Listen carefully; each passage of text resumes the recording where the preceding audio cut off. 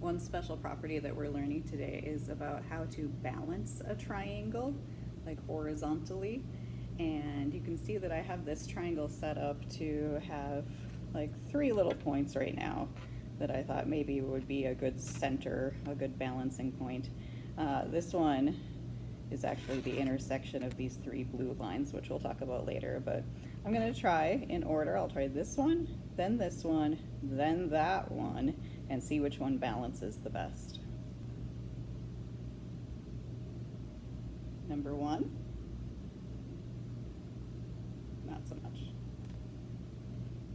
Number 2, oh, no.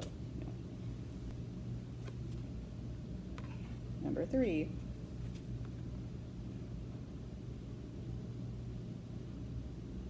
well, that's nice. Isn't that nice? It's a nice balancing point. Sometimes they'll call that the center of mass of an object. It's much more complicated if you're not triangular shaped, but like if you're human shaped or if you're a plane, it's good to know where that center of mass is, where that balancing point is. So for a triangle, I'm going to teach you how to find the balancing point. Next, we'll be talking about medians. A median takes the midpoint of each side. So why don't you put a little tick tick to show that that's a midpoint. And the midpoint is going to be connected to the opposite vertex of the triangle. So if I were to look at this line, it should be hitting at the midpoint of this side, and it's connected to that vertex. And finally, this line right here is at the midpoint of this side and is connected to the opposite vertex. And wouldn't you know, all 3 of those medians have a point of concurrency. The point of concurrency of the medians of a triangle is called the centroid.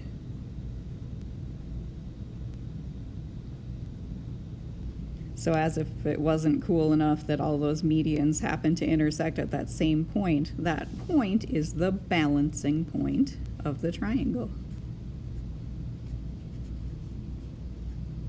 Now there's this other fun fact, it's a theorem. It says that the medians of a triangle intersect at a point that is 2/3 of the distance from each vertex to the midpoint of the opposite side.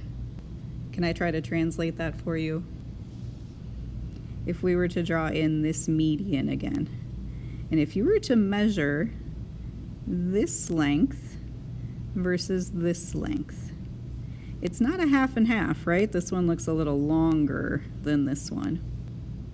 And the theorem tells us that the key is that we're talking about thirds. So if we took this whole length, let's say this whole length, let's just make up a length. Let's say this entire length was 18. If we're talking thirds, what's 18 divided by 3? 6. And so 6 would go here, and 2/3, 6 plus 6 would go here. And so that median is split into sort of thirds. So that's an extra fun fact about centroids. A median is just built by finding midpoints. So again, we'll want to measure each side of the triangle and find the midpoint. And then that midpoint connects to the opposite vertex to form the median.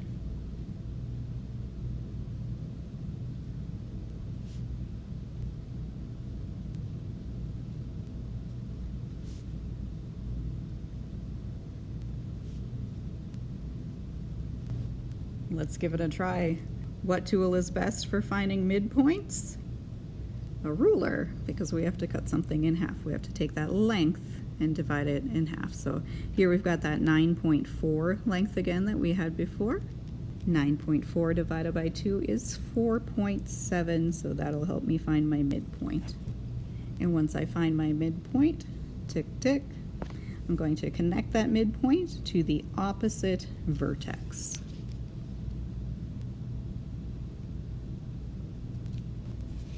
There's my first median.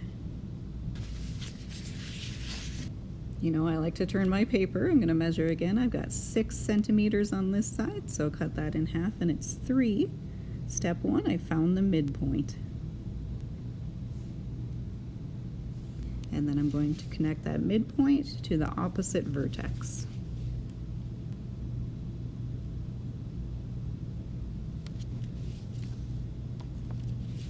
last side, I'm going to find the midpoint.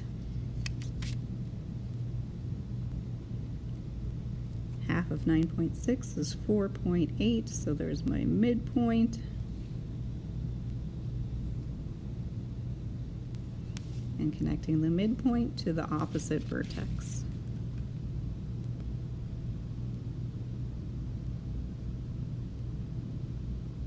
And the more precisely you measured, the better you should see a point of concurrency.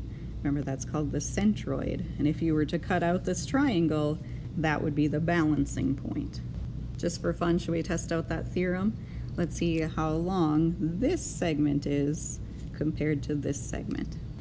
About 4.4 centimeters here. And this little piece down here, about 2.2 centimeters. Do you see that relationship? So this piece is going to be twice as long as this piece, and if you added this entire length up, we'd have 1/3 be right here and 2/3 be right here. All right, your turn. I want you to finish these two. Remember, we're finding the midpoint, and then we're connecting the midpoint to the opposite vertex. The more precisely you do it, the closer your centroid should be to looking like where all those medians meet. Try it on the obtuse triangle and on the right triangle.